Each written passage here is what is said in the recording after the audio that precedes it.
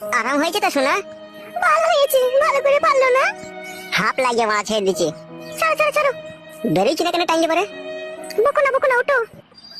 এট। মাল মাগাচোদা পুরুষ, নিজেটা হয়ে গেলে আরাম হয়ে গেল, আর আমার দিকে এলো, আমার তো জ্বলছে, জ্বালা হচ্ছে। জ্বালা হয়েছে?